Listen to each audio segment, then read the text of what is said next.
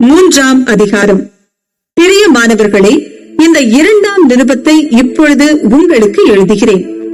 பரிசுத்த தீர்க்கதரிசிகளால் முன் சொல்லப்பட்ட வார்த்தைகளையும் இரட்சகராயிருக்கிற கர்த்தருடைய அப்போஸ்தலராகிய எங்களுடைய கட்டளைகளையும் நீங்கள் நினைவு கூறும்படி இந்த நிருபங்களினால் உங்கள் உண்மையான மனதை நினைப்பூட்டி எழுப்புகிறேன். முதலாவது, நீங்கள் அறிய வேண்டியது என்னவெனில், கடைசி நாட்களில் பரியாசக்காரர் வந்து தங்கள் சுய இச்சைகளின்படியே நடந்து அவர் வருவார் என்று சொல்லுகிற வாக்குத்தத்தம் எங்கே? பிதாக்கள் நித்திரை அடைந்த பின்பு சகலமும் சிருஷ்டிப்பின் தோற்றம் முதல் இருந்த விதமாய் இருக்கிறதே என்று சொல்லுவார்கள். பூர்வ காலத்தில் தேவனுடைய வார்த்தையினாலே வானங்களும் ஜலத்தினின்று தோன்றி ஜலத்தினாலே நிலை கொண்டிருக்கிற பூமியும் உண்டாயினதென்பதையும், அப்பொழுது இருந்த உலகம் ஜல பிரளயத்தினாலே அழிந்ததென்பதையும் மனதார அறியாமல் இருக்கிறார்கள்.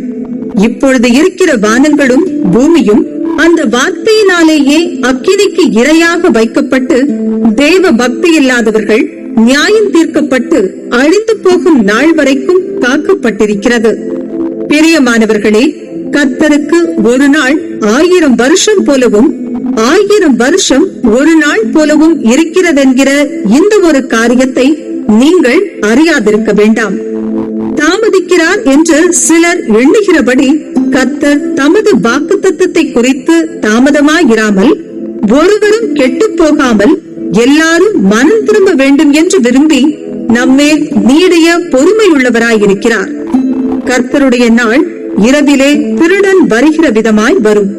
அப்பொழுது வானங்கள் மடமட என்று அகன்றுப்போம், பூதங்கள் வெந்து உருகிப்போம், பூமியும் அதிலுள்ள கிரியைகளும் எரிந்து அழிந்து போம். இப்படி இவைகளெல்லாம் அழிந்து போகிறதா இருக்கிறபடியால் நீங்கள் எப்படிப்பட்ட பரிசுத்த நடக்கையும் தேவ பக்தியும் உள்ளவர்களாய் இருக்க வேண்டும்.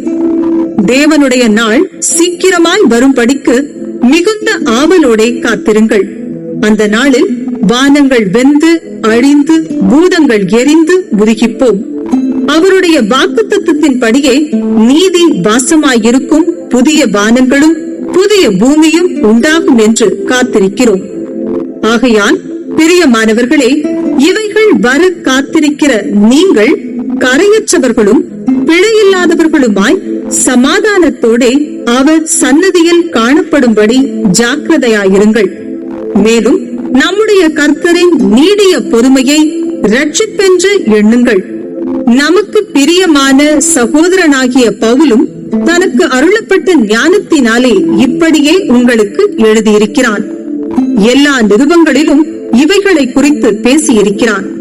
அவன் சொன்னவைகளில் சில காரியங்கள் அறிகிறதற்கு அரிதாயிருக்கிறது. கல்லாதவர்களும் உறுதி இல்லாதவர்களும் மற்ற வேத வாக்கியங்களை புரட்டுகிறது போல தங்களுக்கு கேடுவரத்தக்கதாக இவைகளையும் புரட்டுகிறார்கள்.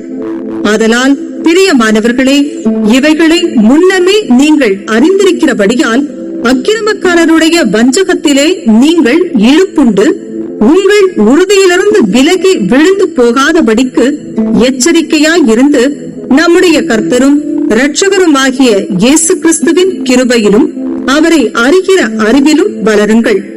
அவருக்கு இப்பொழுதும் என்றென்றைக்கும் மகிமை உண்டாவதாக. ஆமென்.